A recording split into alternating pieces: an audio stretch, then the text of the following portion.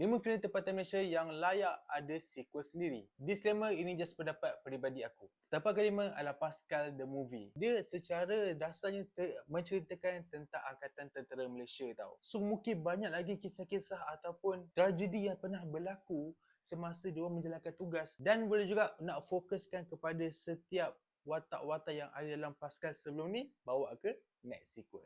Tempat keempat adalah Pulau. Pulau adalah satu movie yang seram. Ini kalau nak buat prequel pun tak ada masalah sebab Pulau dia tak menceritakan dia asal usul di mana sumpahan tu berlaku. Dan yes, misteri Pulau masih belum terjawab pun sebenarnya. Tapi apa pasti kalau Pulau buat prequel ataupun sequel, untuk genre macam ni, fanbase dia memang sangat-sangat kuat.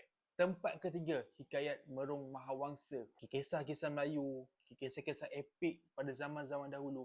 Ini semua banyak, sangat-sangat luas. Ada macam-macam cerita tentang sejarah Melayu. Dan kalau dulu punya CGI pun dah power, ini 2026 mesti lagi power. Tempat kedua, One to Jaga. Dia menunjukkan crime tu macam mana, dia menunjukkan polis yang rasuah dan sebagainya. Cerita tentang rasuah di Malaysia masih lagi relevan kalau nak buat sekarang ni.